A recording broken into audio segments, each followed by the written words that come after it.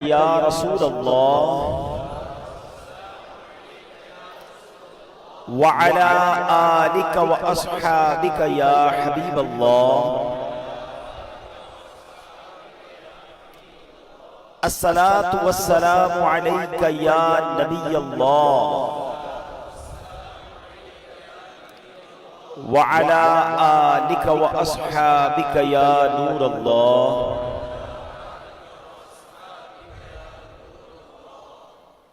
نویت سنت الاعتکاف۔ پیارے پیارے اسلامی بھائیوں، آج ماہ رمضان کی آخری طاق رات ہے اور ہو سکتا ہے کہ یہ ماہ رمضان کی آخری رات بھی ہو، یہ بھی ہو سکتا ہے کہ یہ ہماری زندگی کے رمضان کی بھی آخری رات ہو۔ ہمیں نہیں پتہ کہ اگلا سال ہم دنیا میں ہوں گے یا نہیں ہوں گے۔ پچھلے سال کئی لوگ تھے جو رمضان میں ہمارے ساتھ تھے، وہ اس بار نہیں ہیں۔ ہم اللہ سے درازی عمر بالخیر کی التجا کرتے ہیں کہ اللہ ہمیں نیکیوں والی، عافیت والی طویل زندگی عطا فرمائے، خیر سے، عافیت سے پھر رمضان سے ملنا نصیب فرمائے۔ ممکن ہے آج رات لیلۃ القدر بھی ہو، کیونکہ آج رات بھی رمضان کی آخری عشرے کی طاق راتوں میں سے ایک رات ہے۔ کچھ دنوں پہلے کی بات ہے، یہ شور تھا، یہ خوشی تھی کہ رمضان آنے والا ہے، رمضان کا چاند نظر آیا تو خوشی کا عالم تھا، مسجدوں میں رونقیں آ گئیں۔ پہلا عشرہ گزر گیا، دوسرا عشرہ آ گیا، وہ بھی گزر گیا، پھر سوچا کہ اب آخری عشرے میں عبادت کر لیں گے، طاق راتیں آئیں گی، مگر دیکھتے ہی دیکھتے آج آخری طاق رات آ گئی ہے۔ ہم نے ویسا رمضان نہیں گزارا جیسا گزارنے کا حق تھا، جس طرح عبادت کرنی چاہیے تھی، جس طرح کوششیں کرنی چاہیے تھیں۔ سوچا تو بہت کچھ تھا، مگر غفلت میں، سستی میں یہ رمضان ہم سے گزر گیا۔ ہوتے ہو تم ہم سے جدا اے ماہ رمضان الوداع، ملوائے پھر تم سے خدا اے ماہ رمضان الوداع۔ ماہ سیام ایسے چلے، قالب سے جاں جیسے چلے، ہے ہاتھ تم کیسے چلے اے ماہ رمضان الوداع۔ جاتے ہو اے ماہ نجات، ہم ہاتھ پر ملتے ہیں ہاتھ، آتی ہے یاد ایک ایک بات اے ماہ رمضان الوداع۔ جنت کے تھے سب در کھلے، دوزخ کے سب در بند تھے، ہر دم تھی رحمت غیب سے اے ماہ رمضان الوداع۔ راتوں کو وہ پڑھتے نماز، طاعت کا وہ دامن دراز، خالق سے وہ عجز و نیاز اے ماہ رمضان الوداع۔ شہر تراوی الوداع، ماہ تسابیح الوداع، نور مصابیح الوداع اے ماہ رمضان الوداع۔ بزم افطار سجتی تھی کیسی، خوب سحری کی رونق بھی ہوتی۔ بزم افطار سجتی تھی کیسی، سحری کی رونق بھی ہوتی۔ سب سما ہو جائے گا سونا سونا، الوداع الوداع ماہ رمضان الوداع الوداع ماہ رمضان الوداع الوداع ماہ رمضان۔ رمضان، ماہ رمضان کی رنگی ہواؤں، اے معطر منبر فضاؤں، لو سلام آخری اب ہمارا، الوداع الوداع ماہ رمضان، کچھ نہ حسن عمل کر سکا ہوں، چند آنسو نظر کر رہا ہوں، بس یہی ہے میرا کل اثاثہ، الوداع الوداع ماہ رمضان، الوداع الوداع ماہ رمضان، الوداع الوداع، سال آئندہ شاہ حرم تم کرنا عطار پر یہ کرم تم، پھر مدینے میں رمضان دکھانا کا، پھر مدینے میں رمضان دکھانا، الوداع الوداع ماہ رمضان، جب گزر جائیں گے ماہ 11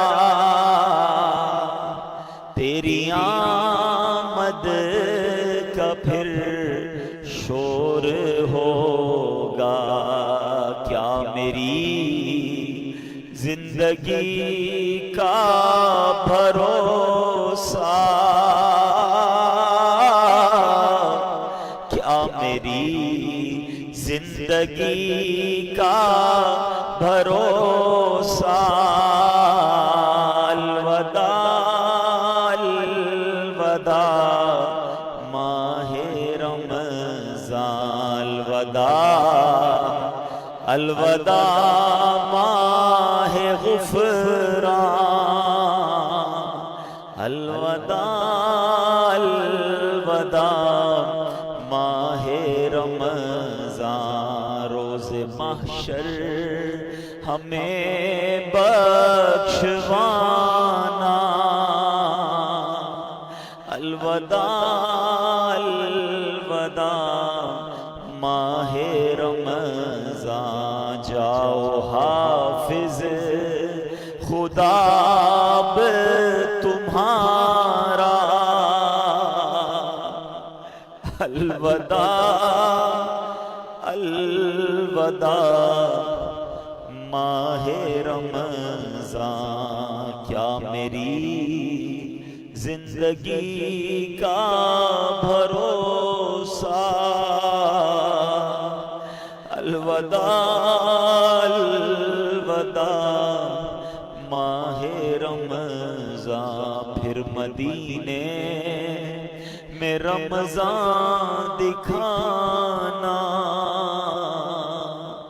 الوداع الوداع، ہائے کیسے دن تھے، کیسی راتیں تھی، کیسے مسجدوں میں سکون آ رہا ہے، کیسا اللہ کے گھر میں بیٹھنے کا لطف آ رہا ہے۔ اللہ کرے یہ لطف کبھی بھی ہم سے چھنے نہ، ہم اللہ کے گھر میں اسی محبت، اسی ذوق، اسی شوق کے ساتھ آتے رہیں۔ آج ہمارے بیان کا موضوع بھی یہی ہے کہ رمضان کے بعد کی زندگی۔ انشاءاللہ اپنے موضوع پر آتے ہیں، مگر درود پاک کی فضیلت پر مشتمل ایک بڑا ہی ایمان افروز میں نے آج آپ کو ایک واقعہ سنانا ہے۔ بزرگان دین نے اپنی کتاب میں اس واقعے کو بڑے شان سے نقل کیا ہے۔ ماجرا یہ تھا کہ ایک شخص تھا، بڑا نیک تھا مگر غریب بھی تھا، بال بچوں والا بھی تھا، غریب بھی تھا۔ اچانک رات کو اس کی آنکھ کھلی تو دیکھا بچے رو رہے ہیں۔ بچوں سے پوچھا کہ کیوں رو رہے ہو؟ تو انہوں نے کہا کہ بابا جان بھوک لگی ہے، کھانے کو کچھ نہیں ہے گھر میں۔ حدیث پاک پہلے سنا دیتا ہوں، پھر اس واقعے کو دوبارہ کنٹینیو کرتا ہوں۔ حدیث پاک کا مضمون ہے، میرے آقا علیہ الصلوۃ والسلام فرماتے ہیں کہ جو کوئی شخص پریشانی میں ہو، مصیبتوں میں ہو، حدیث پاک کا خلاصہ ہے جو کوئی شخص پریشانی میں ہو، مصیبتوں میں ہو، اسے چاہیے کہ مجھ پر کثرت سے درود پڑھے کہ درود پاک پریشانیوں اور مصیبتوں کو لے جاتا ہے۔ تو اب آپ ذرا غور کیجئے کہ درود پاک پریشانی اور مصیبتوں کو دور کرتا ہے۔ اب اس کے پاس پریشانی تھی، کھانے کو بھی کچھ نہیں تھا، تو اس نے کیا کیا؟ اپنے بچوں کو کہا دیکھو کھانے کو تو کچھ نہیں ہے، ایسا کرتے ہیں آؤ سب مل کر نبی پاک علیہ الصلوۃ والسلام پر درود پاک پڑھنا شروع کر دیتے ہیں۔ اور اب اپنی فیملی کے ساتھ، اپنے بچوں کے ساتھ اس نے درود پاک پڑھنا شروع کر دیا۔ درود پڑھتے پڑھتے پڑھتے اس کی آنکھ لگ گئی، آنکھ تو لگی، آنکھیں تو بند ہوئیں مگر قسمت جاگ اٹھی۔ سرکار دو عالم صلی اللہ تعالی علیہ وسلم خواب میں تشریف لائے اور میرے آقا نے فرمایا کہ فلاں شخص کے پاس جاؤ اور اس سے کہو کہ جو اللہ نے تمہیں دیا ہے اس میں سے میری مدد کرو، اور تمہارے لیے جو دعا کی گئی تھی وہ قبول ہو گئی ہے۔ یہ شخص اٹھا اور اٹھنے کے بعد اس نے سوچا کہ جس کی طرف بھیجا جا رہا ہے وہ تو مسلمان نہیں ہے، وہ تو مجوسی ہے۔ مجوسی کہتے ہیں فائر ورشپر کو، آگ کی پوجا کرنے والے۔ کنفیوز کہ نبی پاک مجھے اچھا سلام بھی دیا تھا کہ پیارے آقا علیہ الصلوۃ والسلام نے فرمایا میرا سلام بھی دینا اسے۔ کہا پیارے آقا ایک غیر مسلم کو سلام بھجوائیں گے اور مجھے اس کے پاس بھیجیں گے؟ کنفیوز، درود پاک پڑھتے پڑھتے پھر سو گیا۔ پھر سویا تو پیارے آقا علیہ الصلوۃ والسلام خواب میں تشریف لائے۔ فرمایا میرا اشارہ اسی کی طرف ہے، جا کر میرا سلام دو اور اس کو کہو تمہیں جو اللہ نے دیا اس میں سے میری مدد کرو، اور تمہارے لیے جو دعا مانگی گئی تھی وہ قبول ہو گئی ہے۔ اگین ویری کنفیوزڈ کہ یار پیارے آقا ایک مجوسی کو، ایک غیر مسلم کو سلام بھجوا رہے ہیں۔ اچھا نبی پاک کا خواب میں دیدار کا فارمولہ آج سمجھ لیجئے۔ اللہ پاک ہم سب کو دیدار مصطفیٰ نصیب فرمائے صلی اللہ علیہ وسلم۔ علماء فرماتے کہ اگر کسی کو خواب میں پیارے آقا کے علیہ الصلوۃ والسلام کی زیارت ہوئی ہے نا، یعنی اس کا بھی ایک طریقہ ہوتا ہے، یا تو نبی پاک علیہ الصلوۃ والسلام خواب میں آ کر خود ارشاد فرما دیتے ہیں، اپنا نام ارشاد فرماتے ہیں، یا کوئی خواب میں بتاتا ہے کہ جناب رسول اللہ علیہ الصلوۃ والسلام ہیں، تو جس نے نبی پاک کو دیکھا اس نے پیارے آقا ہی کو دیکھا، شیطان نبی پاک کی صورت میں نہیں آ سکتا۔ اب اس بندے کو یہ مسئلہ پتا تھا کہ یار خواب میں اگر پیارے آقا علیہ الصلوۃ والسلام کا دیدار ہوا ہے تو ہیں تو یہ جناب رسول اللہ علیہ الصلوۃ والسلام۔ اب یہ جناب ڈھونڈتا ڈھونڈتا اس مجوسی کے پاس، اس فائر ورشپر کے پاس پہنچ گیا۔ جب پہنچا تو وہ one of the بلینر of that time تھا، بہت پیسے والا آدمی تھا، اس کا بڑا سا محل تھا، بڑا سا گھر تھا، نوکر چاکر تھے، بزنس میٹنگ چل رہی تھی۔ اس نے جا کر کہا مجھے آپ سے خاص بات کرنی ہے۔ کیا کہیے؟ کہا اکیلے میں کرنی ہے۔ اکیلے میں بیٹھے، کہا ہمارے آقا، ہمارے آخری نبی صلی اللہ تعالی علیہ وسلم نے آپ کو سلام کہا ہے۔ وہ مجوسی کہتا ہے آپ کے نبی کون ہیں؟ اب ذرا سنیے گا، وہ کہتا ہے آپ کے نبی کون ہیں؟ کہا ان کا نام جناب محمد صلی اللہ تعالی علیہ وسلم ہے۔ تو کہا میں تو ان کو نہیں جانتا اور میں تو ان کو مانتا بھی نہیں ہوں۔ اب آپ سمجھیے گا بات کو کہ وہ کہتا ہے نہ میں ان کو جانتا ہوں نہ میں ان کو مانتا ہوں۔ کہا نہیں، مجھے میرے نبی علیہ الصلوۃ والسلام نے آپ کے پاس بھیجا ہے، آپ ہی کے بارے میں اشارہ تھا، آپ کو سلام دینے کا بھی کہا ہے، اور آپ کے لیے ایک بات یہ بھی فرمائی کہ آپ کے لیے جو دعا مانگی گئی تھی نا وہ قبول ہو گئی ہے۔ کہتا ہے اچھا تم اللہ کی قسم کھا کر کہہ سکتے ہو کہ تمہارے نبی نے بھیجا ہے؟ کہا میں رب کی قسم کھا کے کہتا ہوں، مجھے میرے نبی نے ہی آ کر کہا ہے۔ کہا اچھا۔ اب اس کا ہاتھ پکڑا اور اپنے گھر کے اندر لے گیا۔ چھت پر لے جانے کے بعد کہتا ہے اپنا ہاتھ دو، ہاتھ پکڑ کر کہتا ہے مجھے کلمہ پڑھا اور مسلمان کرو۔ اشہد ان لا الہ الا اللہ واشہد ان محمدًا عبدہ ورسولہ۔ اس نے کلمہ پڑھا، مسلمان ہو گیا۔ مسلمان ہونے کے بعد اس نے اپنے بیٹے کو بلایا، بیٹے کو کہا بیٹا دیکھو میں مسلمان ہو گیا ہوں، اگر تم مسلمان ہوتے تو ٹھیک ہے، ورنہ تمہارا میرا آج سے رشتہ ختم۔ بیٹا کہتا ہے بابا جان آپ مسلمان ہو گئے، میں بھی کلمہ پڑھتا ہوں، کلمہ پڑھ کے وہ بھی مسلمان ہو گیا۔ اب جتنے لوگ اس گھر میں بزنس کرنے آئے تھے، لیتی دیتی کرنے آئے تھے، پیسے وصول یا بزنس میٹنگ چل رہی تھی، سب کو اس نے پتہ ہی کیا کہا دیکھو بھائیو میں مسلمان ہو گیا ہوں، تم میں سے بہت سارے وہ لوگ ہیں جن کے اوپر میرے پیسے نکلتے ہیں، آج جو مسلمان ہوگا سارے پیسے معاف، اور جو مسلمان نہیں ہوتا میرے پیسے دو، تمہارا میرا کاروبار ختم۔ بڑی تعداد میں لوگوں نے کلمہ پڑھا، وہ بھی مسلمان ہو گئے۔ اپنی بیٹی کو بلایا، بیٹی کو کہا بیٹی دیکھو میں بھی مسلمان ہو گیا ہوں، تمہارا بھائی بھی مسلمان ہو گیا ہے، اگر تمہیں بھی مسلمان ہونا ہے تو مسلمان ہو جاؤ۔ اچھا بدقسمتی کی بات یہ ہے کہ مجوسی جو ہوتے ہیں نا، ان کے اندر بھائی بہن کی شادی کی اجازت ہوتی ہے، وہ بھائی بہن شادی کرتے ہیں معاذ اللہ۔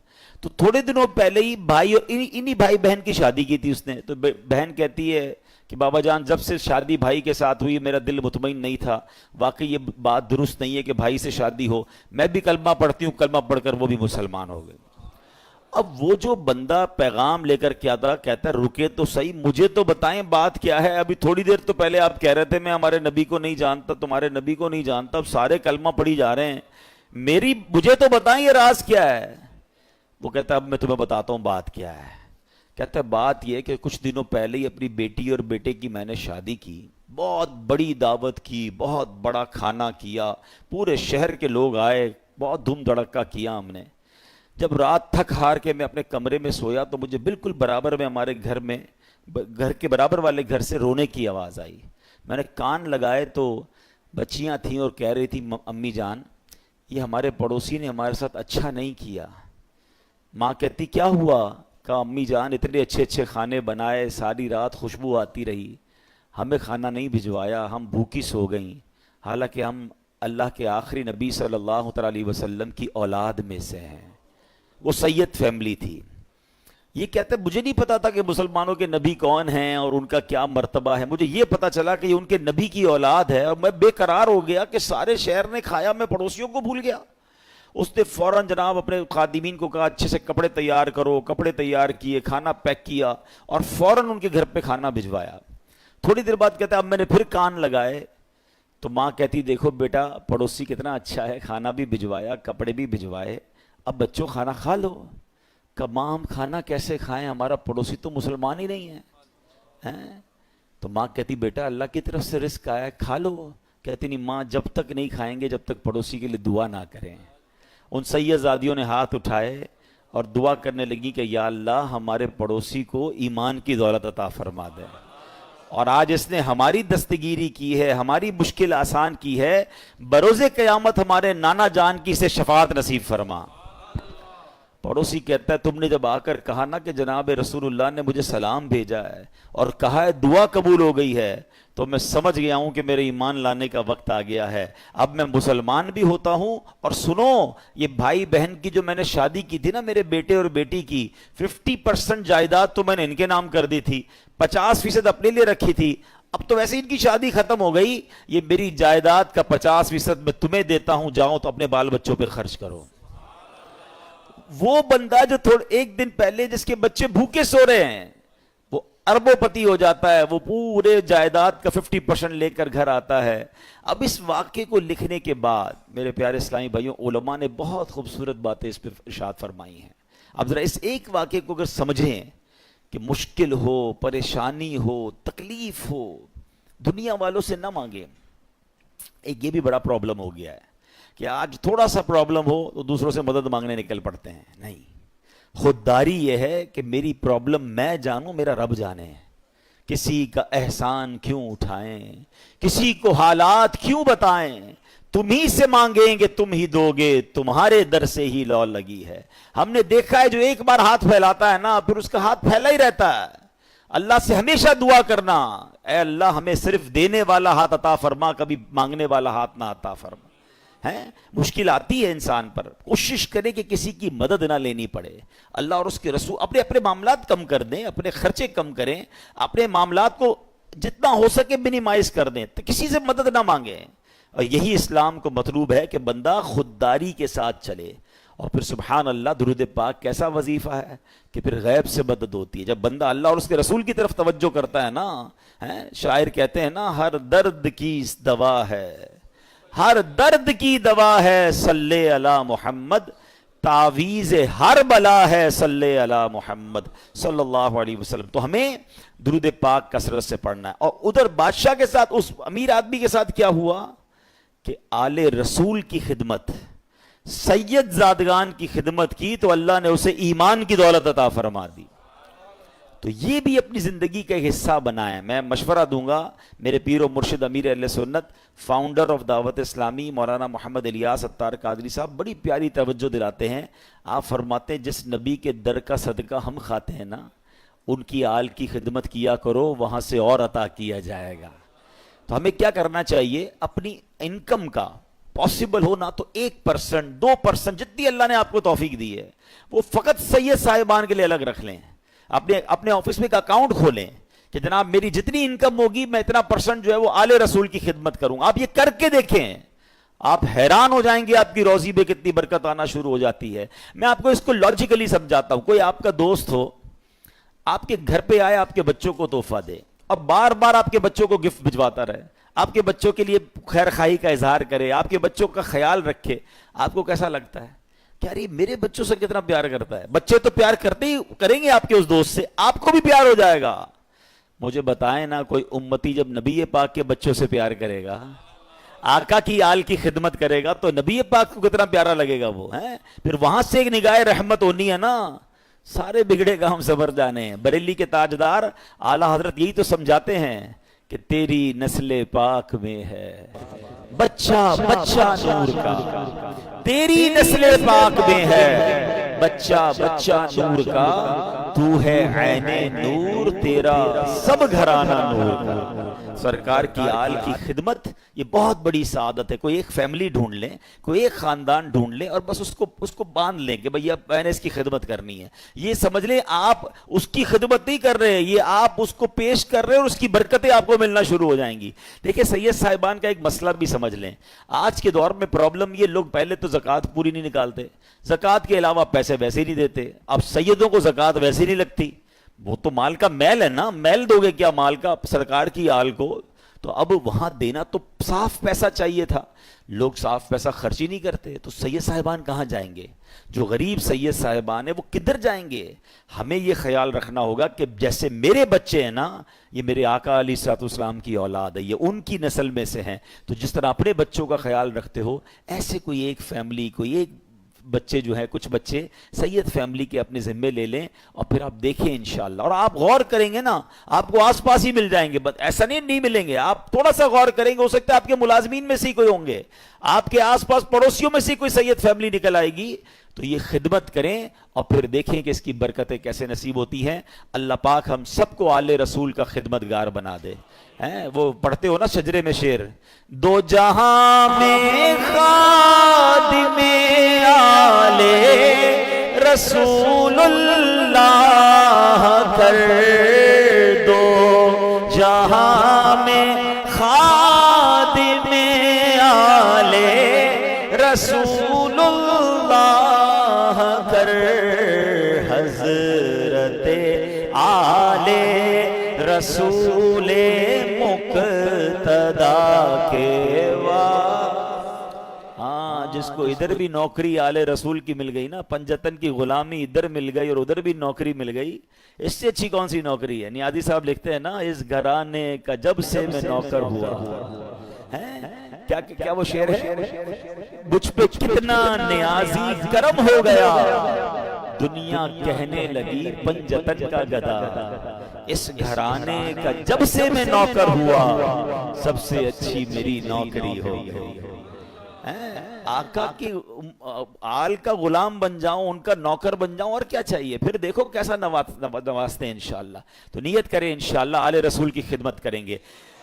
درود پاک پڑھ لیجئے محبت کے ساتھ. صلو علی الحبیب, اللہم صلی علی سیدنا و مولانا محمد عدد ما فی علم اللہ, صلاۃ دائمۃ بدوام ملک اللہ. رمضان کے بعد کی زندگی, the most crucial time, یہ جو وقت ہے نا, یہ بڑا جس کو کہتے ہیں ڈیسائیڈنگ مومنٹ ہے. فائنل سے پہلے یہ سمجھ لیں اب یہ وہ رات ہے جو ہو سکتا ہے کہ کل کی رات رمضان ہمارے ساتھ نہ ہو. May be it is the last night of Ramzan. اب ہم نے تیاری کرنی ہے ایک بڑے مقابلے کے لیے. دشمن کو بند کیا گیا تھا. پہلے میں یہ سمجھا دوں کہ شیطان کتنا بڑا دشمن ہے. قرآن پاک آپ نے پڑھا سنا ہوگا, بار بار, ایک جگہ نہیں کئی بار قرآن میں فرمایا اِنَّهُ لَكُمْ عَدُوٌّ مُبِينٌ, شیطان تمہارا کھلا دشمن ہے. ایک جگہ ارشاد ہوتا ہے اِنَّ الشَّيْطَانَ لَكُمْ عَدُوٌّ فَاتَّخِذُوهُ عَدُوًّا, فرمایا بے شک شیطان تمہارا دشمن ہے اور تم بھی اسے اپنا دشمن سمجھو. پرابلم یہ ہے کہ قرآن بار بار یہ سمجھا رہا ہے کہ تمہیں اس سے دشمنی رکھنی ہے, دوستی نہیں کر لینی. اب وہ دشمن باہر آنے والا ہے اور اس کے وار سمجھنے ہیں. دیکھیں دنیا کا دستور سمجھیے گا, جب تک اینیمی کی چالیں نہیں پتا ہوں گی نا, اینیمی کی اٹیکس پتا نہیں ہوں گے کہ کہاں کہاں سے حملہ کرتا ہے. کئی ملکوں کی فوجیں ڈیزائن ہی اس طرح ہوتی ہے کہ اینیمی کے پاس کون سا ویپن ہے, دشمن فوج کے پاس ویپن, ہمارے پاس بھی اس کا توڑ ہونا چاہیے. اس کے پاس ایئر کرافٹ کیسے, ویسے ہی ہمارے پاس, جیسے راکٹ ویسا ہمارے پاس نیوی جیسی. بندہ یہی تو سوچ کے پلان کرتا ہے کہ دشمن کدھر سے اٹیک کر سکتا ہے. تو شیطان کو تو اللہ قرآن میں فرما رہا ہے تمہارا دشمن, اور تم بھی اسے دشمن سمجھو. مگر بدقسمتی یہ ہے کہ بہت بڑی جو لوگ ہیں تعداد جو ہے وہ شیطان سے دشمنی نہیں دوستی کر لیتے ہیں. کتنی بری بات ہے. اللہ کا بھی دشمن ہے, ہمارا بھی دشمن ہے, اور اس سے دوستی کر رہے ہیں. قرآن میں ایک جگہ رب ارشاد فرماتا ہے اَفَتَتَّخِذُونَهُ وَذُرِّيَّتَهُ أَوْلِيَاءَ مِن دُونِي وَهُمْ لَكُمْ عَدُوٌّ بِئْسَ لِلظَّالِمِينَ بَدَلًا. فرمایا تو اے لوگوں کیا تم اسے اور اس کی اولاد کو میرے سوا دوست بناتے ہو, حالانکہ وہ تمہارے دشمن ہیں. ظالموں کے لیے کیا ہی برا بدلہ ہے. اللہ فرماتا ہے وہ تمہارے دشمن ہے, دوست مت بنانا. اور یہ اتنا خطرناک دشمن ہے, اتنا مکار دشمن ہے, اس کے ایسے ایسے وار ہیں آپ حیران ہو جائیں گے. شیطان کبھی ادھر سے حملہ کرتا ہے, کبھی ادھر سے. اچھا پرابلم یہ کہ ایک تو شیطان کو پہلے سیویئر دشمن سمجھنا شروع کر دیں. مثال کے طور پہ آپ کو کوئی یہ کہہ دے کہ یار ایک بندہ ہے, اس نے پلان کیا ہے کہ آپ کو مار دے گا. آپ بتائیں کہ آپ سکون سے سو جائیں گے؟ آپ پریشان ہو جائیں گے کہ اچھا میری جان لینا چاہتا ہے. ہاں, وہ اس نے بنا پلان کیا ہوا ہے کہ آپ کو اڑا دے گا. اب آپ پولیس کے پاس جائیں گے, آپ اپنے گارڈز رکھنے کی کوشش کریں گے, معلومات کریں گے یار اس کا پلان کیا ہے, کیسے اٹیک کرے گا. دنیا میں کوئی میری جان لینا چاہے, جان لے سکے نہ لے سکے, میری نیند تو اڑا دیتا ہے. تھریٹ آ جائے تو بندہ, کسی کو پرچی آ جائے, کراچی میں تو بہت سارے واقعات چلتے رہتے ہیں نا. ہمارے پاس بھی بیچارے لوگ دعا کے لیے آتے ہیں, بھائی فون آ گیا ہے, فلاں چیز آ گئی ہے, ہوتا کچھ نہیں ہے, اس بیچارے کی نیند توڑ جاتی ہے. اللہ تعالی ہم سب کو عافیت میں رکھے, ان ظالموں کے ظلم سے بچائے, دہشت گردوں کی دہشت گردیوں سے بچائے. مگر these are all examples for all of us, کہ یہ جب ہمارے ساتھ ہوتا ہے تو ہمارا کیا حال ہو جاتا ہے. مجھے انٹرنیشنلی بھی سنا جا رہا ہوگا, افریقہ کے کئی ملک جہاں کڈنیپ کی دھمکیاں اور پتہ نہیں کیا کیا چل رہا ہوتا ہے دنیا میں. اچھا آپ میں سے کچھ لوگ ہوں گے کہیں گے یار مجھے تو کوئی دھمکی نہیں آئی, اللہ کا شکر, اللہ کرے کبھی آئے بھی نہ آپ کو. مگر یہ والی دشمنی تو قرآن نے بتا دی ہے نا, یہ دھمکی تو آپ کے پاس موجود ہے, یہ اٹیک, اور یہ دشمن آپ کا بھی ہے. وہ دشمن ہو نہ ہو, یہ دشمن سب کا ہے. قرآن کہہ رہا ہے تمہارا کھلا دشمن ہے. کیا اس کے لیے کوئی پلاننگ کی, اس سے بچنے کا کوئی غور کیا, اس کے لیے کسی کے پاس گئے کہ یار یہ کدھر کدھر سے حملہ کر سکتا ہے. مجھے ایک بات بتائیں, کوئی میری جان لے سکتا ہے دنیا میں, میری دولت لے سکتا ہے, مگر یہ سب چیزیں کم ہے. شیطان میرا ایمان لے سکتا ہے, اس سے قیمتی چیز کوئی نہیں ہے میرے پاس. اگر ایمان ہی چلا گیا تو پھر کیا میرے پاس. وہ ایکچول اس کا جو الٹیمیٹ گول ہے نا شیطان کا, یہ سمجھنا ہوگا. جو کل رہا ہونے والا ہے, جو عید والی چاند رات کو رہا ہوگا, اس کا الٹیمیٹ گول یہ ہے کہ وہ میرا اور آپ کا ایمان چھین لے اور ہم دنیا سے بے ایمان ہو کر جائیں. اور ایک بات یاد رکھیے گا, سارے روزے, ساری تراویح, ساری عبادت, ساری نمازیں, سارے صدقے, سارے حج, سب کچھ برباد ہو جاتے ہیں اس کے جو ایمان پہ دنیا سے نہیں جاتا ہے. ہاں ایمان ہے تو سب کچھ ہے, ایمان کے بغیر گئے پھر کچھ بھی نہیں ہے. ہاں یہ پہلے سمجھ لیجئے بات کو. میرے اور آپ کی زندگی کا جو سب سے بڑا ٹارگٹ ہونا چاہیے نا, وہ ایمان کی حفاظت ہونا چاہیے. آپ کو پتا ہے اللہ کے نبی علیہ الصلوۃ والسلام کیا دعا کرتے تھے؟ یا مقلب القلوب ثبت قلبی علی دینک. اس دعا کا معنی کیا ہے؟ اے دلوں کو پھیرنے والے، میرے دل کو اپنے دین پر ثابت قدمی عطا فرما، اسٹیڈ فاسٹنس عطا فرما۔ کون دعا کر رہا ہے؟ جس کے صدقے مجھے اور آپ کو ایمان ملا۔ یہ میری اور آپ کی تربیت ہے کہ دل بدلتا ہے۔ اللہ سے مانگو کہ مرتے وقت دل قلب سلیم رہے، ایمان کی حالت میں دنیا سے جاؤں۔ اے ایمان والو نہ مرنا مگر مسلمان، کیا قرآن پاک کی آیت ہے؟ ایسا مت مرنا، اے ایمان والو مت مرنا مگر مسلمان۔ وَلَا تَمُوتُنَّ إِلَّا وَأَنْتُمْ مُسْلِمُونَ، قرآن کہتا ہے یا ایھا الذین آمنوا اتقوا اللہ وَلَا تَمُوتُنَّ إِلَّا وَأَنْتُمْ مُسْلِمُونَ، اے ایمان والو اللہ سے ڈرو اور نہیں مرنا مگر مسلمان۔ یعنی یہ جملہ کیسا ہے یار؟ اگر یہ آیت کو سمجھ لیں کہ کہا جا رہا ہے مرنا ہے مگر مسلمان، یہ اس کا مطلب یہ ہوا کہ میری اور آپ کی زندگی کا جو مین ٹارگٹ ہونا چاہیے نا، کہ ادھر سے کوئی چھیننے کی کوشش کر رہا ہے، ادھر سے میرا ایمان چھیننے کی کوشش کر رہا ہے۔ ایکچولی شیطان ہمارے سامنے اپنے اصلی روپ میں نہیں آتا، اس کے چیلے آتے ہیں، اس کے چیلے چپاٹے اب ہر طرح کے لوگ نکلے ہوئے نا، کبھی چینل پر، سوشل میڈیا پر کوئی قرآن کا انداز بیان کر رہا ہے، کوئی دین کا نیا انداز لے کر آیا ہے، کہیں نہ کہیں سے اٹیک کر کے آپ کا ایمان چھیننا چاہتا ہے۔ اعلیٰ حضرت امام اہل سنت نے 100 سال پہلے کہہ دیا تھا، سونا جنگل رات اندھیری، چھائی بدلی کالی ہے، سونے والو جاگتے رہیو، چوروں کی رکھوالی ہے۔ یہ تو 100 سال پہلے کا تھا، اب تو کتنے فتنے ہیں۔ پتہ ہے اعلیٰ حضرت نے کیا کہا؟ آنکھ سے کاجل صاف چرا لیں یا وہ چور بلا کے ہیں، تیری گٹھڑی تاکی ہے اور تو نے نیند نکالی ہے۔ ہمیں پتہ ہی نہیں ہے، لوگ ہمارے ایمان کے پیچھے پڑے ہیں۔ ہم کہتے نہیں یار میں تو اس کی بھی سنتا ہوں، میں تو اس کی بھی سنتا ہوں، میں بد مذہبوں کے ساتھ بھی بیٹھتا ہوں، کچھ غیر مسلم دوست بھی بنائے ہوئے ہیں، میں سب کے ساتھ بیٹھتا ہوں۔ جناب نہیں، ایمان بچانا ہے تو ایسی محفلوں، ایسی گیدرنگز کو چھوڑنا ہوگا، سب کی نہیں سننی ہے۔ ہم اتنے مضبوط نہیں ہیں کسی کی سننے سے۔ آپ کو پتہ ہے نبی پاک علیہ الصلوۃ والسلام نے حضرت عمر فاروق رضی اللہ عنہ کو تورات پڑھنے سے منع فرما دیا تھا۔ وہ کون ہے؟ حضرت عمر فاروق۔ اب بتائیے میری اور آپ کی کیا اوقات ہے؟ بندہ کہتا ہے میں ذرا دوسروں کی کتابیں بھی پڑھوں گا، دوسروں کے دلائل بھی سنوں گا۔ ارے پہلے مجھے اپنے دین کے بارے میں کچھ پتہ نہیں ہے اور میں چلا سب کی باتیں سننے۔ تو ایمان بچانا ہے تو اس کی فکر کرنی ہے۔ اچھا اب میں آپ کو شیطان کے کچھ واقعات کے ذریعے سمجھاتا ہوں کہ کیسا مکار ہے، کیسا گیم کرتا ہے۔ ایک کتابوں میں لکھا، برسیسا نامی ایک شخص تھا اور بہت بڑا عبادت گزار تھا۔ اس بندے نے 200 سال اللہ کی عبادت کی اور ایک بھی گناہ نہیں کیا۔ اچھا اب ایسا کوئی نیک بندہ ہو تو شیطان کہاں چھوڑے گا اس کو؟ یہ میں ایک اور بات آپ کو بتا دوں کہ شیطان نیک آدمی پر زیادہ حملے کرتا ہے، یاد رکھیے گا۔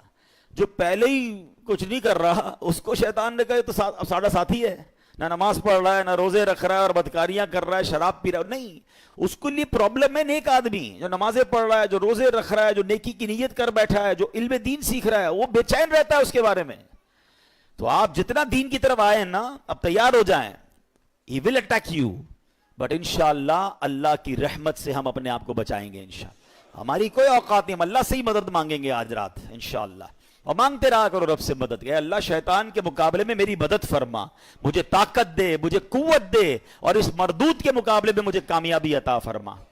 ٹھیک ہے، آج وظیفہ بھی بتاؤں گا آپ کو انشاءاللہ کہ شیطان سے بچنے کا وظیفہ کیا ہے۔ بہرحال اب شیطان کی تو حالت خراب، 200 سال کوئی گناہ نہیں، شیطان پہنچ گیا اس کے پاس انسانی صورت میں اور جا کر کہتا ہے کہ مجھے آپ کے ساتھ عبادت کرنی ہے۔ شیطان وہ اللہ کا نیک بندہ کہتا ہے مجھے اللہ کی عبادت میں کوئی دوست نہیں چاہیے، میں جانوں میرا رب جانے، مجھے کوئی نہیں چاہیے۔ اس کا ایک عبادت خانہ تھا، وہ اس پہ عبادت کرتا تھا، اس نے شیطان کو انٹری نہیں دی۔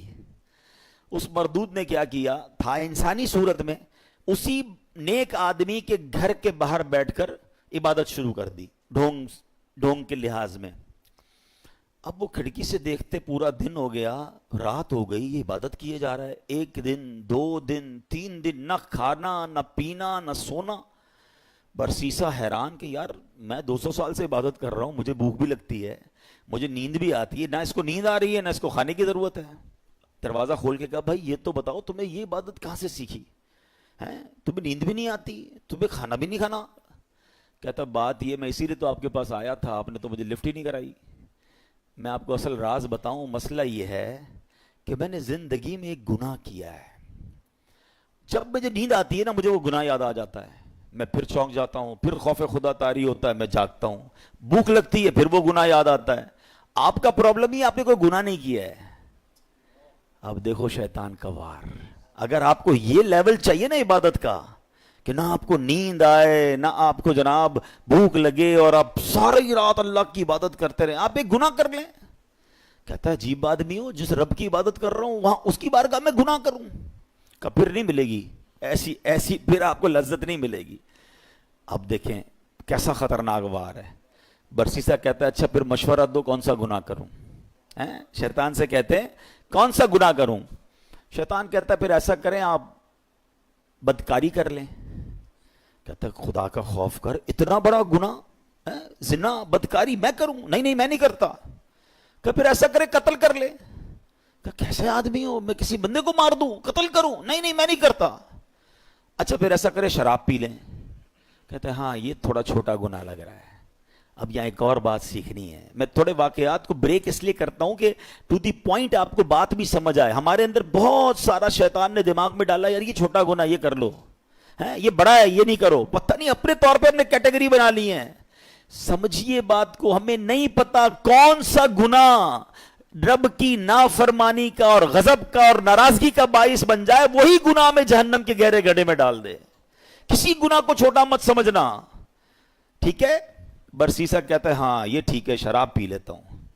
شراب پی, نشہ چڑھا, اور پی, اب بدکاری کی, اور جب بدکاری کر لی تو اب قتل بھی کر دیا. اللہ اکبر. پولیس آئی اور برسیسا کو پکڑ کے لے گئی. اب جب پھانسی کا حکم ہو گیا, پھانسی گھاٹ پر برسیسا موجود تھا. شیطان ادھر پہنچ گیا. کہتا ہے ایک راستہ ہے, میں تجھے بچا سکتا ہوں. کہ بدبخت تیری وجہ سے تو میں پھانسی میں پہنچ گیا, تو نے کہا گناہ کر لے, مجھ سے ایک نہیں تین گناہ ہو گئے اور آپ پھانسی پھندے پر آ گیا. بولے میں بچا سکتا ہوں. بولو بتاؤ کیسے بچ سکتا ہوں. کہا تم ایسا کرو, خدا کا انکار کرو اور مجھے سجدہ کر دو. برسیسا کی بدبختی دیکھیں, اس نے شیطان کو سجدہ کیا, خدا کا انکار کیا, اور اسی وقت پھانسی پر اس کو لٹکا دیا گیا. کفر کی موت وہ مر گیا. یہ ہے شیطان. ہم اس کی باتوں میں آ جاتے ہیں, ہمیں لگتا ہے نہیں یار میں بڑا پکا ہوں, ایک دو گناہ ہی تو کیے, تھوڑی سی تو پرابلمز ہیں, تھوڑی سی غلط جگہوں پہ جا رہا ہوں, نماز بھی تو پڑھتا ہوں. وہ یوں ہی لے جاتا ہے, وہ ایک ایک کر کے سٹیپ بائی سٹیپ ہم پہ اٹیک کرتا ہے. ایک حدیث پاک یاد رکھیے گا, یہ جو نوجوان اور ہم سب اس میں مبتلا ہیں, بدقسمت ہم سب نے کچھ نہ کچھ گناہ پالے ہوئے ہیں. نیکیاں بھی کر رہے ہیں, گناہ بھی کر رہے ہیں, کچھ عادتیں گندی ہیں جو دل میں لگی ہوئی ہیں, وہ نہیں چھوٹتی نہیں ہیں. میں آپ کو پرابلم بتاؤں کیا ہے, پہلے حدیث سن لے پھر آپ کو پرابلم سمجھاتا ہوں. حدیث پاک کا خلاصہ ہے, جب بندہ ایک گناہ کرتا ہے نا, اس کے دل پر ایک سیاہ نقطہ لگا دیا جاتا ہے. دوسرا کرتا ہے تو دوسرا نقطہ ہو جاتا ہے, تیسرا کرتا ہے تیسرا ہو جاتا ہے. ایک وقت آتا ہے کہ اس کا پورا دل ہی سیاہ ہو جاتا ہے. اب اس پر ہدایت کی کوئی بات اثر نہیں کرتی ہے. اب پرابلم پتہ ہے کیا ہے, ہم میں سے کئی ایسے ہیں, نمازیں بھی پڑھ رہے ہیں, بعضوں کا تلاوت بھی کر رہے ہیں, روزے بھی رکھ رہے ہیں, مگر حرام کام بھی ساتھ کر رہے ہیں. کوئی بدرگائی کر رہا ہے, کوئی بری دوستیاں لگائے بیٹھا ہے, معاذ اللہ کوئی اور غلط کام کر رہا ہے. ہم یہ دونوں چیزوں کو ساتھ لے کے چل رہے ہیں. ایک بات یاد رکھیے گا, دل ہے نا یہ پیالے کی مانند ہے. اس پیالے میں آپ گندگی بھی ڈال رہے ہیں اور دودھ بھی ڈال رہے ہیں. دودھ کا کیا حال ہو رہا ہوگا. کسی پیالے میں شربت میں آپ پیشاب بھی ڈالیں, تھوڑا سا گوبر بھی ڈالیں, اور پھر روح افزا بھی ڈال دیں, شربت بھی ڈال دیں, تو کیا بنے گا اس کا, بیڑا غرق ہی ہو جائے گا نا. یہ جو مجھے اور آپ کو سجدوں کی لذت نہیں مل رہی نا, مجھے اور آپ کو جو عبادت کا نور نہیں مل رہا, میری آنکھوں سے جو آنسو نہیں بہ رہے, مجھے دعا کا جو لطف نہیں آ رہا, اس کی بڑی وجہ یہ ہے ہم نماز تو پڑھ رہے ہیں مگر گناہ نہیں چھوڑ رہے. جس دن آپ نے گناہ چھوڑے, اس پیالے کو صاف کیا, اس دل کو کلین کیا, آپ کو ہر سجدہ انشاءاللہ برکت عطا فرمائے گا.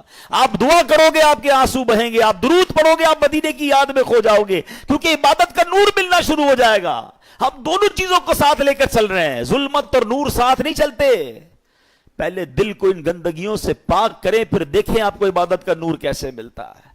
تیار ہو جاؤ، شیطان کے واروں میں نہیں آنا۔ میں کون کون سا آپ کو واقعہ سناؤں، ایک اور واقعہ سنیے گا، یقین کریں ایمان جو نا ڈر لگتا ہے ایسی باتیں سن کر۔ پہلے تو یہ جو ہمیں نا پہلے بے خوف نہیں ہونا ہے، اللہ کی خفیہ تدبیر سے ڈرتے رہے۔ ہم نے روزے رکھے، نمازیں پڑھی، تراویح پڑھی، کئیوں نے قرآن پڑھے، کئیوں نے زکاتیں دی۔ بھائی اب تو جناب کمال ہو گیا، بھائی بہت عبادت کر لی، اب تو جنت دی، اپنا پکا ٹھکانہ ہے، انشاءاللہ اللہ کی رحمت سے جنت میں جائیں گے۔ مگر اللہ کے خوف سے بے خوف نہیں ہونا ہے، ایمان کی حفاظت کی فکر کرنی ہے۔ سیدی اعلیٰ حضرت امام اہل سنت فرماتے ہیں کہ علماء فرماتے ہیں جس کو سلب ایمان کا خوف نہ ہو، ایمان کے چھن جانے کا خوف نہ ہو، نزا کے وقت اس کا ایمان چھن جانے کا شدید خطرہ ہے۔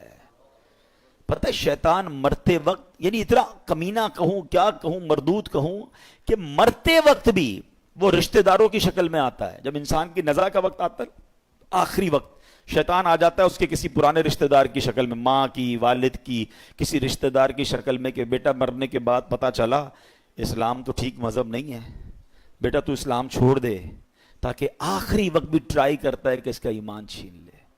اب بتائیں ہم اس سے دوستی کریں گے جو میرا ایمان چھیننا چاہتا ہے، یا اس کے لیے کانشیس ہو جائیں گے، تیار ہو جائیں گے کہ اس کی باتیں نہیں ماننی ہیں؟ حضرت امام ابو محمد فرماتے ہیں 3 بڑے عبادت گزار شخص تھے، حج کے لیے روانہ ہوئے، راستے میں ایک غیر مسلموں کی بستی میں قیام کیا۔ یہ بری صحبتوں کی آپ کو ایک نحوست بھی بتاتا ہوں، بندہ پتہ نہیں کبھی کہاں رہتا ہے، کبھی کن کے ساتھ رہتا ہے، سوچتا بھی نہیں ہے۔ غیر مسلموں کی بستی میں رہے، اب اس تینوں میں سے ایک بندے کی ایک عورت پہ نظر پڑی، ایک لڑکی پہ نظر پڑی، بڑی خوبصورت تھی، اس کا اس پہ دل آ گیا، ساتھیوں سے کہتا تم جاؤ حج پر، میں ذرا پیچھے آتا ہوں۔ کسی بہانے سے خود رک گیا، وہ ساتھی روانہ ہو گئے، یہ پہنچ گیا اس کے والد کے پاس کہ مجھے تمہاری بیٹی سے شادی کرنی ہے۔ کہ میری بیٹی کا مہر تم ادا نہیں کر سکو گے، بہت ہیوی ہے، بہت مہنگا ہے۔ کہ بتاؤ تو صحیح کیا ہے؟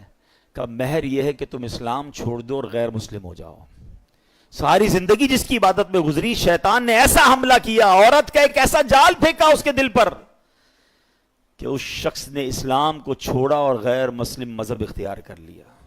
حج پہ جا رہا تھا، سفر کون سا تھا؟ حج کا۔ سوچئے شیطان کب کہاں کیسے حملہ کر سکتا، آپ سوچ نہیں سکتے۔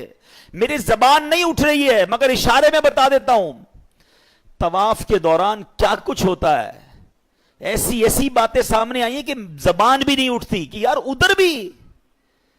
لیکن شیطان، ہم سمجھتے کعبے کے سامنے کچھ نہیں ہو سکتا، آپ اپنے گھر میں سوچ رہے ہو میں محفوظ ہوں، کعبے کے سامنے بہکاتا ہے وہ، ادھر غلط کام ہو جاتے ہیں، چوری پکڑتے ہوئے نہیں پکڑے جاتے حرم کے اندر ہیں۔ سوچئے شیطان سے کوئی محفوظ نہیں، اپنے آپ کو سیکیور مت سمجھو، اس کی فکر کرنی ہے، دعائیں مانگنی ہے، اس کا علاج کرنا ہے اور اپنے آپ کو ان بری صحبتوں سے بچانا ہے۔ اب کیا ہوا؟ غیر مسلم ہو گیا، تھوڑے عرصے کے بعد اس بندے کا اسی مذہب پہ وصال ہو گیا، یعنی کفر پر ہی مر گیا۔ وہ جو دوست تھے نا حج پر گئے تھے، کچھ عرصے بعد اس بستی میں آئے کہ یار پوچھے تو صحیح دوست کدھر ہے؟ کسی نے بتایا اس نے تو مذہب بھی بدل لیا اور اسی مذہب پر، کفر پر اس کی موت بھی ہو گئی۔ کہا یار قبر ہی بتا دو۔ قبر پہ گئے تو اس قبر کے کنارے ایک عورت 2 بچوں کے ساتھ بیٹھی رو رہی۔ عورت سے پوچھا تم کون ہو؟ کہا میں اس کی بیوی ہوں جس کی وجہ سے اس نے میرا مذہب اختیار کیا۔ دوست رونے لگے اور اس عورت کو بتایا کہ پتہ ہی ہمارا دوست کیسا تھا، کتنی عبادت کرتا تھا، کتنے روزے رکھتا تھا، بہت اللہ کا نیک بندہ تھا، اور دیکھو اس بیچارے کا اس کے ساتھ ہوا کیا کہ ایمان ہی چلا گیا۔ عورت نے جب یہ سنا کہ میرا شوہر اتنا نیک تھا، اس کے دل میں اسلام کی محبت آئی، وہ عورت کلمہ پڑھ کر مسلمان ہو گئی۔ ہائے ہائے ہائے، اس واقعے کو لکھ کر جو علماء نے باتیں لکھی ہیں نا، رونگٹے کھڑے ہو جاتے کہ یہ ہے اللہ کی خفیہ تدبیر۔ وہ جس عورت کے لیے غیر مسلم ہوا، وہ غیر مسلم کی موت مرا، اور اس کے مرنے کے بعد اللہ نے اس عورت کو ایمان کی دولت عطا فرما دی۔ یہ اللہ پاک کے فیصلے ہیں، اللہ کی خفیہ تدبیر سے ڈرو، اپنے ایمان کی فکر کرنی ہے، شیطان کے واروں سے بچنے کا ذہن بنانا ہے۔ اللہ کرے آج کے اس بیان میں ہم یہ سمجھ جائیں اور پریپیئر ہو جائیں کہ رمضان کے بعد ہمیں اس مردود کی بات نہیں ماننی ہے۔ ایک بزرگ کے بارے میں آتا ہے، بڑا کمال کا انہوں نے سوال کیا۔ ایک بار نیک آدمی کی شیطان سے ملاقات ہو گئی، انہوں نے شیطان سے کہا کہ اے ابلیس بتا میں تیرے جیسا کیسے بن سکتا ہوں؟ ویری اسٹرینج کوسچن، ابلیس کہتا ہے پوری دنیا میں آج تک کبھی مجھ سے کسی نے ایسا سوال نہیں کیا میرے جیسا کون بننا چاہتا ہے، کہ بس تو بتا دے تیرے جیسا بننے کا طریقہ کیا ہے۔ ابلیس تو خوش ہو گیا، چلو ایک دوسرا پارٹنر ملا بھائی، کوئی تو ہے جو میرے جیسا بننا چاہتا ہے۔ کہ بہت آسان ہے میرے جیسا بننا، آپ دو کام کر لیں کہ آپ نمازوں میں سستی کریں اور جھوٹی ہو یا سچی بس زیادہ قسمیں کھایا کریں۔ وہ نیک شخص پتہ کیا کہتا ہے، میں اللہ تعالیٰ سے وعدہ کرتا ہوں زندگی میں آئندہ کبھی یہ دو کام نہیں کروں گا۔ شیطان کہتا ہے آپ نے دھوکہ دیا مجھ سے میرا راز لے لیا، اب میں بھی وعدہ کرتا ہوں کہ آئندہ کبھی کسی کو نصیحت والی بات نہیں بتاؤں گا۔ مگر what we get from that incident, یہ دو باتیں بڑی خطرناک ہیں، نمازوں میں سستی اور یہ بات بات پر قسمیں کھانا۔ کچھ لوگوں کا تو تقیہ کلام ہے، اللہ کی قسم، رسول کی قسم۔ ارے بھائی تم سے قسمیں کس نے بولا ہے؟ ہر بات میں قسم کھانی ہے؟ سودا بیچنا ہے تو قسم، کیوں قسمیں کھانی ہے؟ پلیز قسموں کی عادت ختم کریں۔ یہ سودا بک تو جاتا ہے قسمیں کھا کے، برکت اڑ جاتی ہے، لیکن پہلی بات زیادہ سیویئر ہے نا، نمازوں میں سستی۔ اور دل کو غم یہ ہے کہ اب بس جیسی چاند نظر آئے گا نا تو کئی لوگ چلے جائیں گے۔ خدا کے واسطے اس بار ایسا مت کرنا۔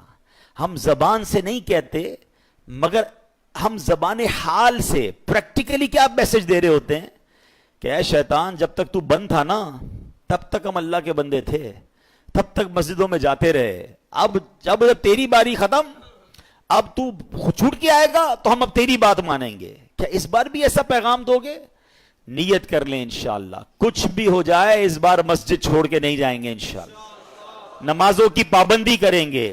یہ شیطان کا وار ہے، وہ پہلے سست کرتا ہے نماز میں، یاد رکھیے گا، پہلے آپ کی جماعت جائے گی، ٹھیک ہے، اس کے بعد وہ کہے گا سنتیں پڑھنے کی کیا ضرورت ہے، نفل پڑھنے کی کیا ضرورت ہے۔ یہ بڑا مکار ہے۔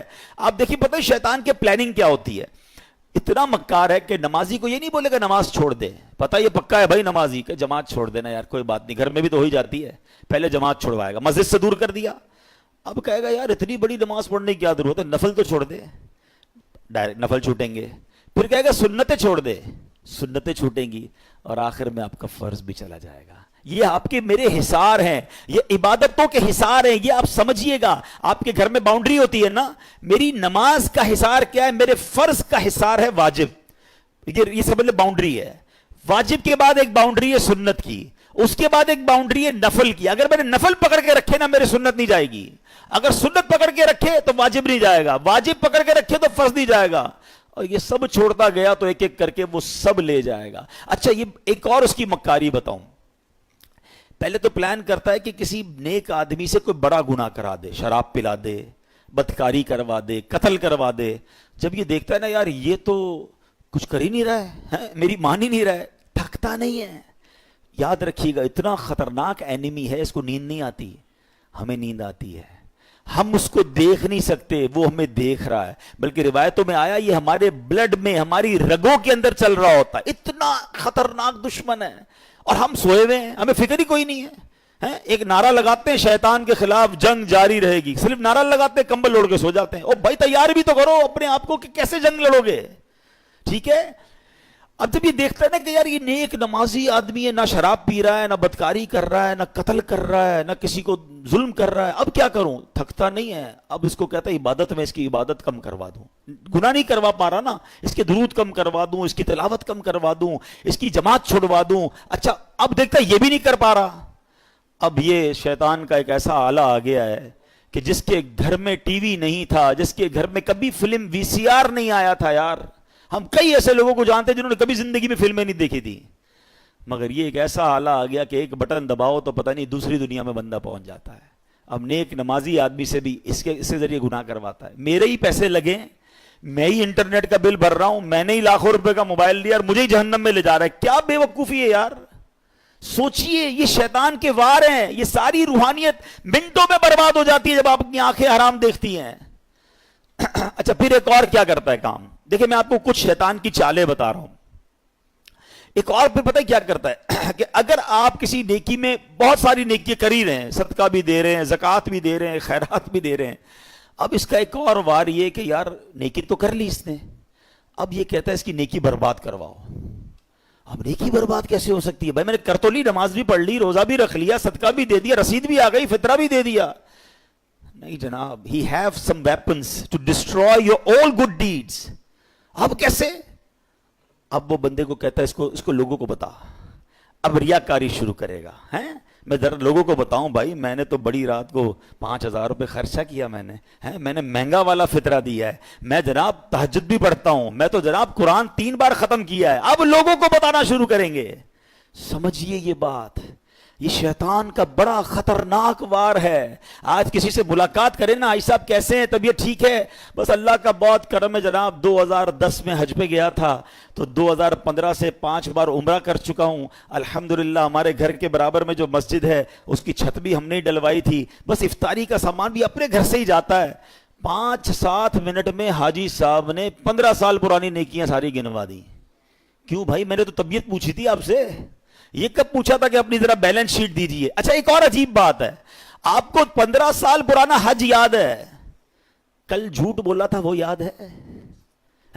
آپ نے اللہ کی راہ میں 1 لاکھ روپے چندہ دیا وہ یاد ہے, 5 لاکھ روپے حرام کے کمائے وہ یاد ہیں؟ یہ سوچئے, یعنی ہم گناہ کر کے بھولی جا رہے ہیں اور نیکیاں بار بار ریمائنڈ ہو رہی ہیں, بار بار ریکال ہو رہی ہے. یہ شیطان کا وار ہے. یاد رکھیے گا, بزرگان دین کے یہ اقوال ملتے ہیں کہ اپنے گناہ یاد رکھنا اور نیکیاں بھول جانا یہ اللہ کی عبادت ہے. اور ہمارا سرکل ہی الٹا ہے, ہمیں گناہ تو یاد ہی نہیں ہے. یقین کریں 1 ہفتہ پرانا گناہ یاد نہیں ہوگا آپ کو اور مجھے, لیکن 25 سال پرانی بچپن کی نیکی بھی یاد ہوگی. کیوں؟ یہ شیطان کا وار ہم سمجھ نہیں پا رہے. یہ ہمارے ساتھ گیم کرتا ہے کہ نیکی کر لینا, پہلے تو کوشش کی نہ کریں, اب کر لی تو چھپانے نہیں دیتا, اور پھر بار بار, پہلے تو کہتے تھے نیکی کر دریا میں ڈال, اب نیکی کر فیس بک پہ ڈال. ہیں اور جناب اب تو ایک راشن کا بورا دیتے ہیں, 5 آدمی سیلفی کھچوا رہے ہیں, اس غریب کا بھی مذاق اڑا رہے ہو یار. کیوں؟ اللہ کی راہ میں دے رہے ہو, لوگوں کو دکھانے کے لیے دے رہے ہو. یہ ہم بہت بڑا لاس کرتے ہیں اپنا, کروڑوں روپے بانٹ کر بھی ثواب نہ ملے. آپ سوچئے, اس کو اس طرح سمجھیے کہ ایک بندہ قیامت کے دن جائے اور اس کو پتا ہو کہ یار اتنے روزے, اتنے حج, اتنی زکاتیں دے کر آیا ہوں, اور اس کو کہا جائے کہ جاؤ ہمارے پاس تمہارے لیے آج کچھ بھی نہیں ہے, ان لوگوں سے مانگو جن کے لیے دکھانے کے لیے کیا تھا. اس سے بڑی مایوسی ہوگی؟ قیامت کے دن کوئی اور طریقہ ہوگا وہ نیکیاں ری گین کرنے کا؟ نہیں, یہ نل اینڈ وائڈ ہو جاتی ہیں نیکیاں.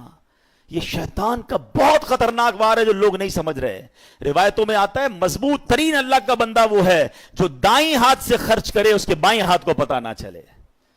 لیکن نہیں جناب, ہمیں تو دنیا کو, اچھا صرف خرچے کی بات نہیں ہے, ہر عبادت ہے. طواف کرنے تو وہاں سے لائیو آ رہے ہیں, وہاں سے سیلفیاں بن رہی, کعبے کو پیٹ کر کے دعائیں کر کے دکھا رہے ہیں, گنبد خضرا کو پیٹ کر کے لوگوں. کیوں یہ سب ہو رہا ہے؟ آپ سوچئے, وہ تقدس ان مقامات کو ہم پامال کر رہے ہیں. ہر ہاتھ میں موبائل ہے, عورتیں طواف کر رہی ہیں, آپ دنیا کو دکھانے کے لیے عورتوں کی ویڈیو دنیا کو بھیج رہے ہیں. مکہ پاک میں 1 نیکی 1 لاکھ نیکی کے برابر ہے حدود حرم کے اندر, مگر 1 گناہ 1 لاکھ گناہ کے برابر ہے. اچھا لوگوں کو یہ بھی عقل نہیں ہے کہ اپنے گھر والوں کو کہتے ہیں میں تمہیں کعبہ دکھا رہا ہوں. ارے گھر والوں کی تو ویڈیو بند کر دو, آپ کی گھر کی عورت دنیا پیچھے طواف کرتے ہوئے اس کو دیکھ رہی ہے, وہ کس حالت میں بستر پر بیٹھی سوئی. اچھا گھر کا کوئی فرد بیٹھا ہے, کیوں؟ مطلب اتنا بھی سینس نہیں ہے یار.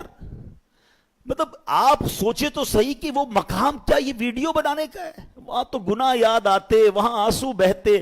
مجرم کسی بادشاہ کے دربار میں جائے اور یہ نیت لے کے جائے کہ میں گناہ گار ہوں, پکڑا نہ جاؤں, معافی مل جائے.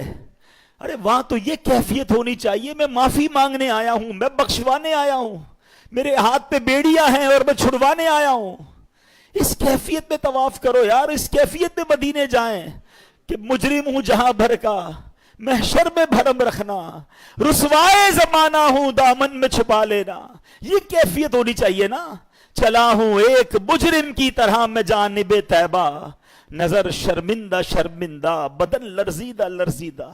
مگر کیا کریں, اس دل کا تسلی نہیں ہوتی یار جب تک لوگوں کو پتہ نہ چلے کہ ماں بدولت ہر سال رمضان میں عمرہ کرتے ہیں, 27ویں کو فلاں جگہ پہ تھا تو 29ویں کو فلاں جگہ پر تھا. تو یار سوچے یہ کیا کر رہا ہے, یہ شیطان کے وار سمجھیے. پہلے ہی تھوڑی نیکیاں ہیں ہمارے پاس, وہ بھی لوگوں کو دکھا کے کیا برباد کر دیں گے. تھوڑے دنوں پہلے ہم نے ایک اور ٹاپک ڈسکس کیا تھا کہ شیطان ہم سے ایک اور کیا مسٹیک کرواتا ہے, ہمیں غیبت کرواتا ہے. اور غیبت نیکیوں کو کیسے کھا جاتی ہے؟ فرمایا کہ غیبت تو یہ ہے کہ جس مسلمان کی غیبت کی نا، آپ اپنی نیکیاں اس کے اکاؤنٹ میں ٹرانسفر کر رہے ہیں. یعنی پہلے میں نے روزے رکھے، میں نے نمازیں پڑھی، میں نے صدقے دیے، اور اب کسی کی غیبت کی تو یہ ساری نیکیاں چلی گئیں اس کے اکاؤنٹ میں. اس سے بڑی بے وقوفی کیا ہے؟ تو try to understand the weapon of شیطان.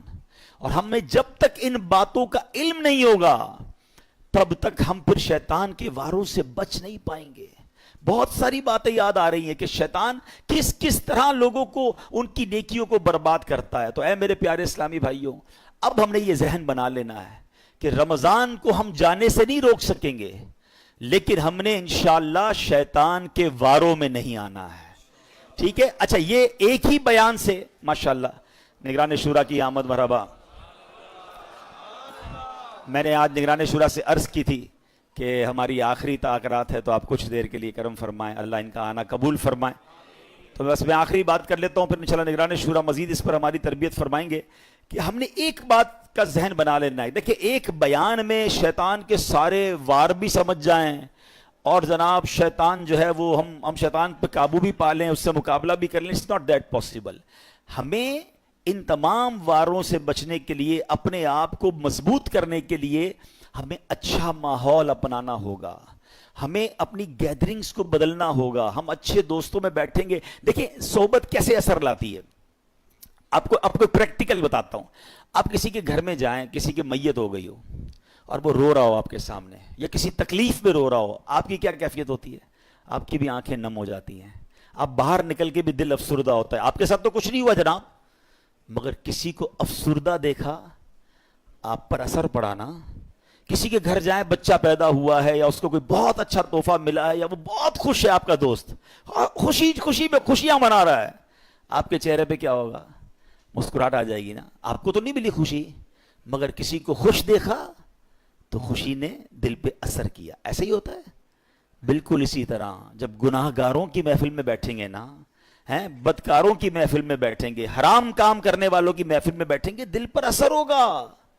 اور سبحان اللہ جب نیکوں کی محفل میں بیٹھیں گے، ذکر و اذکار کی محفل میں بیٹھیں گے، درود و سلام کی محفل میں بیٹھیں گے، یقیناً دل پر اثر ہو. ابھی دیکھیں آپ کی میرے دل کی کیفیت کیا ہے. اللہ کے گھر میں بیٹھے 1 گھنٹہ ہو گیا ہے، اٹھنے کو جی نہیں چاہ رہا، باتیں سننے کو. کیوں؟ یہ اچھی محفل، اچھی جگہ کی برکتیں ہیں. تو اگر آپ اور میں چاہتے ہیں کہ رمضان کے بعد بھی پنکچول رہیں نماز میں، ہم شیطان کے واروں میں گرفتار نہ ہوں، تو اچھی صحبت اپنانی ہوگی. الحمدللہ دعوت اسلامی کا ماحول ہے. یہ مسجد ماشاءاللہ آپ کو کتنی بڑی نعمت ملی ہے. یہاں ماشاءاللہ جمعے کو پروگرام ہوتے ہیں، انشاءاللہ آگے جا کے ہم اس کو ویکلی مزید کچھ پروگرامز کرنے کا ارادہ رکھتے ہیں. فیضان مدینہ بھی اتنا دور نہیں ہے، وہاں تشریف لاتے رہیں، مدنی چینل سے کنیکٹ ہو جائیں، دعوت اسلامی کے مدنی قافلوں میں سفر کریں تو انشاءاللہ برکتیں ملیں گی. میں نے بیان کے دوران کہا تھا میں ایک وظیفہ بتاؤں گا شیطان کے واروں سے بچنے کے لیے. ایک وظیفہ اعوذ باللہ من الشیطان الرجیم، یہ بار بار پڑھتے رہا کریں. یہ انشاءاللہ آپ جتنا پڑھیں گے اللہ نے چاہا شیطان کے واروں سے بچنا آسان ہو جائے گا. اللہ پاک ہم سب کو شیطان کے واروں سے محفوظ فرمائے اور رمضان کے بعد بھی ہمیں نمازوں کا پابند رکھے. نیت کرتے نا انشاءاللہ نماز کوئی بھی قضا نہیں ہوگی انشاءاللہ. اور یہ 3 دن بالخصوص بڑے کروشل ہیں. میں نے پچھلے بیان میں بھی کہا تھا دیز آر 3 days. جو عید کے 3 دن ہے نا، اس نے بڑا زور لگانا ہے. آپ کہیں گے یار ابھی تو عید کے دن ہے، دوست گھر پہ آئے ہیں، مہمان آئے ہیں، مہمان کو بھی لے آنا. چلو بھائی نماز کا ٹائم ہو گیا، جماعت سے نماز پڑھتے ہیں. 3 دن بعد جماعت آپ نے نماز پڑھ لی، آپ کی نماز انشاءاللہ کنٹینیو ہو جائے گی. اللہ پاک عمل کرنے کی توفیق عطا فرمائے. نگران شورا انشاءاللہ آج ہمارے ساتھ ہیں، ہم بڑے خوش نصیب ہیں. انشاءاللہ کچھ مدنی پھول بھی دیں گے. آج حاجی صاحب انشاءاللہ تاخیرات کی دعا بھی نگران شورا فرمائیں گے انشاءاللہ. صلو علی الحبیب. ایسا اب یہاں سے